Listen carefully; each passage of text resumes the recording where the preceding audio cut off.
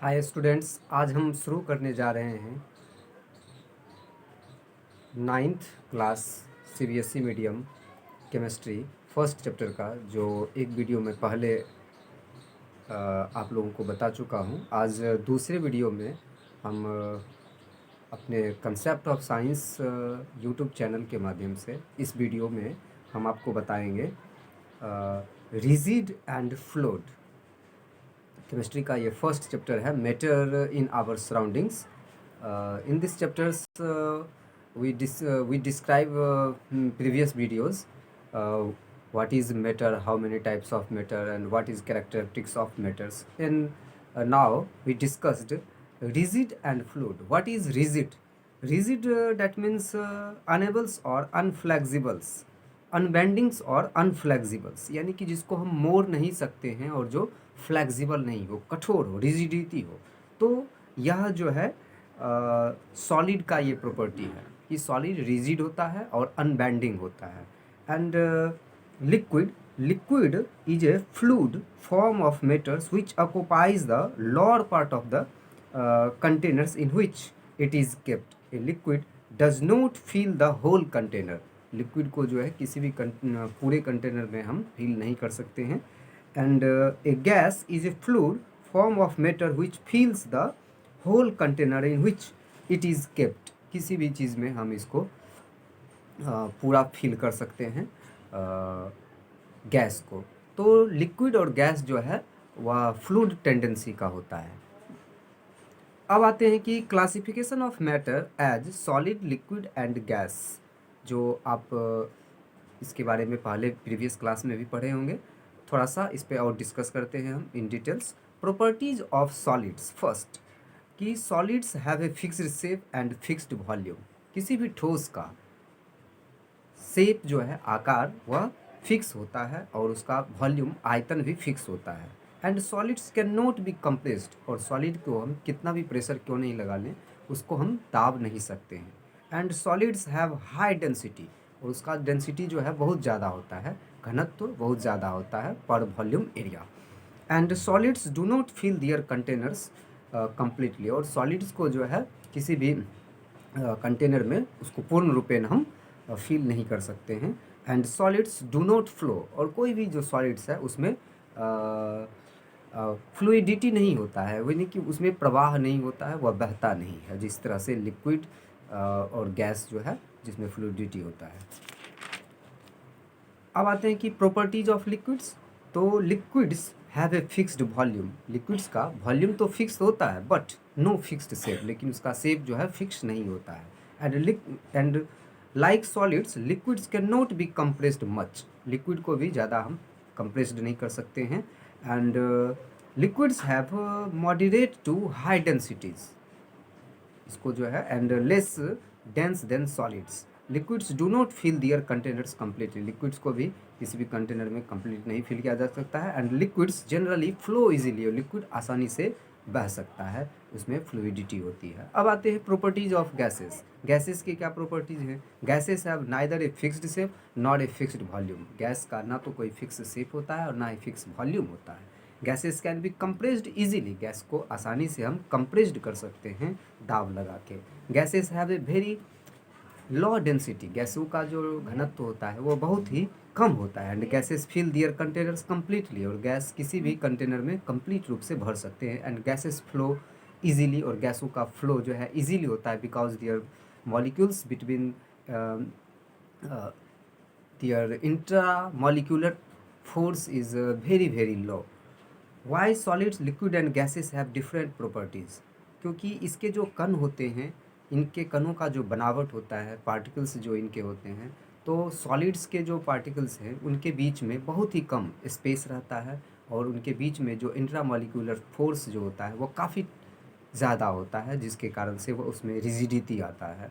और लिक्विड में जो है उसके सॉलिड से ज़्यादा स्पेस रहता है, और उसमें इंट्रामॉलिक्यूलर स्पेस लिक्विड से उसमें थोड़ा कम रहता है, जिसके कारण से वह आपस में दूर दूर बंधे होते हैं और आसानी से वो मूव करते हैं।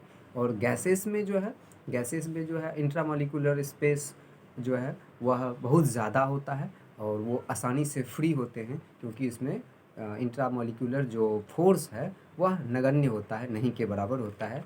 तो सबसे ज़्यादा जो है गैस फ्रीली स्टेट में पाया जाता है।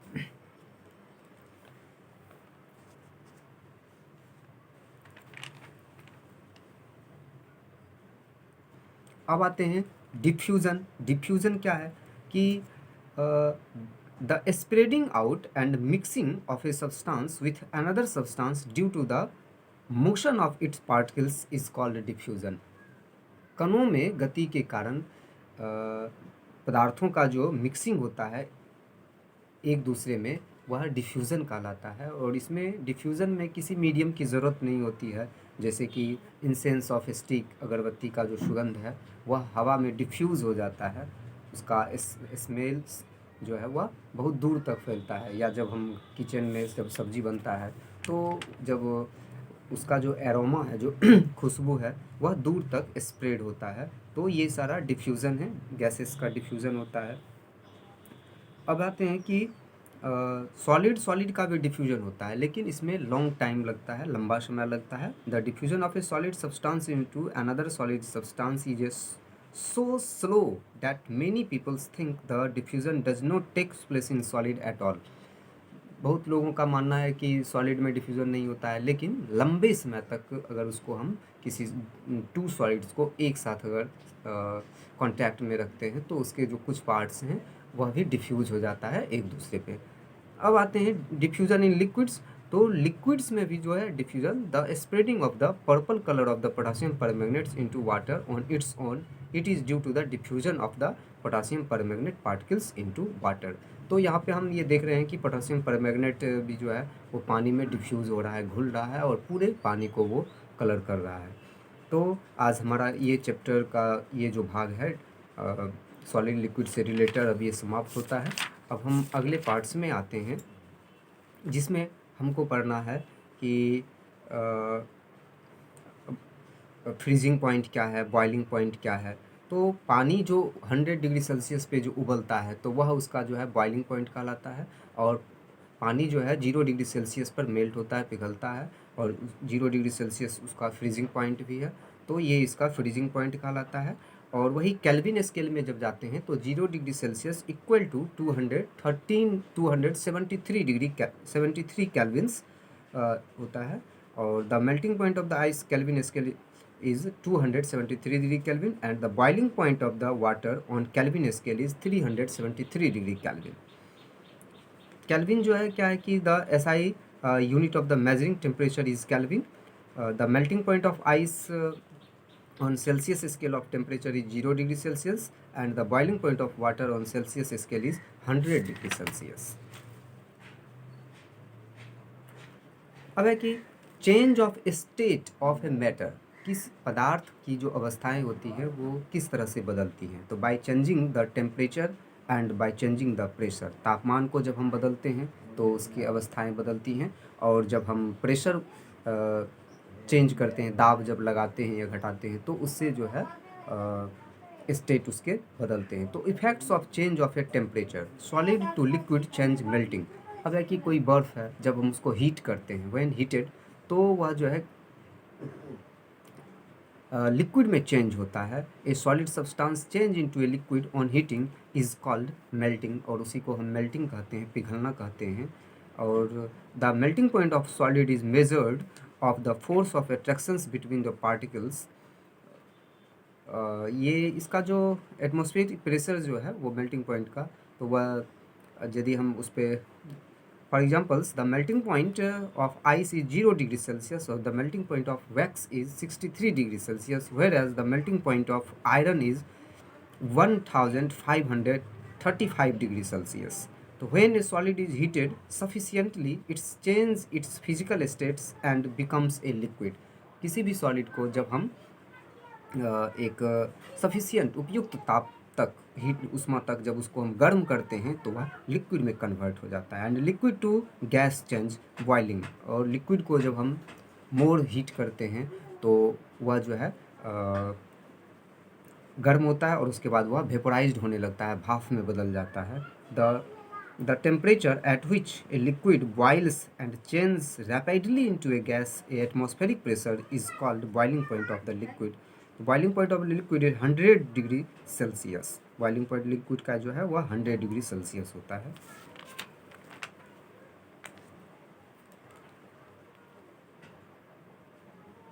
और मरकरी का जो है बॉइलिंग पॉइंट जो है वो 357 डिग्री सेल्सियस होता है. The boiling point of a liquid is measure of the force of attractions between the particles. When a liquid is heated, it changes its physical states and becomes a gas. और वह तब फिर gas में बदलता है. Gas to liquid change, condensation. Gas जैसे कि water vapour हुआ, वाटर वेपर को फिर जब हम कूल डाउन करेंगे तो वह फिर लिक्विड में कन्वर्ट हो जाता है और यह प्रोसेस कंडेंसेशन कहलाता है. और इसी प्रोसेस के जरिए बारिश जो होती है, रेन का होना जो है कंडेंसेशन प्रोसेस कहलाता है. Liquid to solid change and freezing. अब जो है वाटर जो है जब उसको हम 0 डिग्री सेल्सियस पर फ्रीज में रखते हैं तो वह जो है सॉलिड में कन्वर्ट हो जाता है, जिसको हम फ्रीजिंग कहते हैं. और वाटर का जो है फ्रीजिंग पॉइंट 0 डिग्री सेल्सियस कहलाता है. अब एक है लेटेंट हीट. क्या है लेटेंट हीट? इट मीन्स गुप्त ऊष्मा. क्या है कि the heat energy which has to be supplied to change the state of a substance is called its latent heat. The latent heat which we supply is used up in overcoming the force of attractions between the particles of a substance during the change of a state. उसकी अवस्था के बदलने में latent heat जो है कि temperature उतना ही लग रहा है, लेकिन वहाँ पे जो टेम्परेचर है वो अब दिख नहीं रहा है, वहाँ पे शो नहीं करेगा. और वह जैसे कि बॉइलिंग पॉइंट 100 डिग्री सेल्सियस हुआ और फिर वहाँ से ज़्यादा हुआ हीट ले रहा है, हीट ले करके वह फिर वेपर भाप में बदल रहा है. और वहाँ जो एनर्जी जो हीट जो वहाँ पे एब्जॉर्ब्ड हो रहा है वह एब्जॉर्ब्ड मेजर्ड नहीं हो रहा है, लेकिन वो जो है लेटेंट हीट है. इसी कारण है कि latent heat of fusion and latent heat of the vaporisations. Latent heat is of 2 types, latent heat of the fusion and latent heat of vaporisation.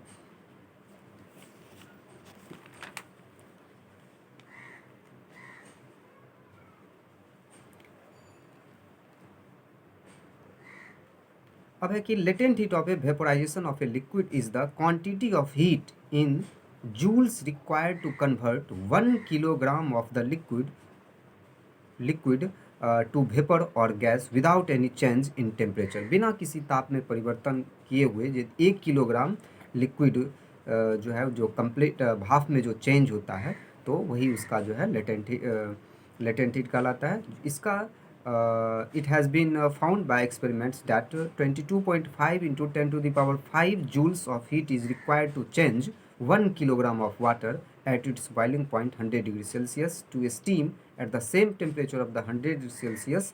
So the latent heat of the vaporization of water is 22.5 into 10 to the power 5 joules per kilogram. यानी कि 1 kilogram पानी को भाप में बदलने के लिए 22.5 into 10 to the power 5 joules energy की ज़रूरत होती है. अब आते हैं कि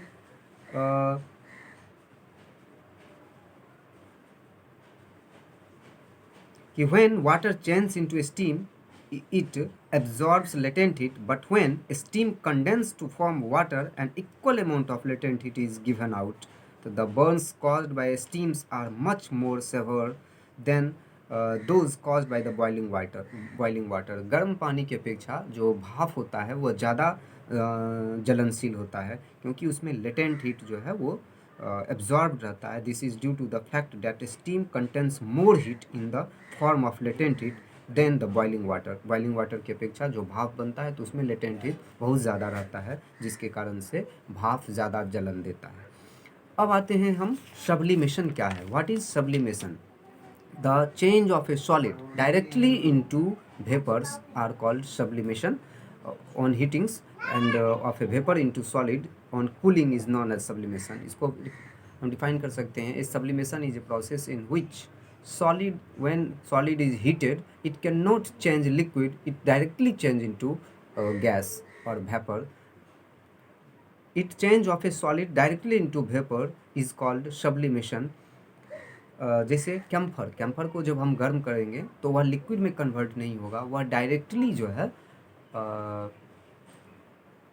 वेपर में बदल जाता है। उसी तरह से नेफ्थलीन का बॉल है, उसको भी यदि हम गर्म करेंगे तो वह जो है लिक्विड में नहीं बदलेगा, डायरेक्टली जो है वह वेपर में चेंज हो जाता है।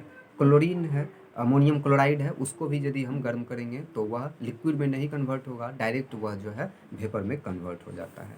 तो ये हैं एग्जाम्पल्स सब्लिमेशन के। Effects of change of A pressure. Gas can be liquefied by applying pressure and lowering temperatures. Gas पर जब हम यदि दाब अप्लाई करते हैं, प्रेशर अप्लाई करते हैं और लोअर टेम्परेचर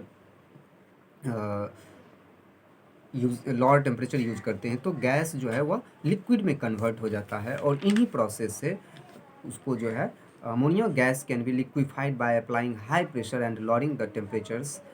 और उसी तरह से फिर एलपीजी गैस जो है उसको भी जो है हाई प्रेशर यूज करके उसको लिक्विड में कन्वर्ट किया जाता है और फिर उस सिलेंडर में भरा जाता है, जिससे कि जिसका कि यूज़ हम लोग घरों में रसोई गैस में करते हैं।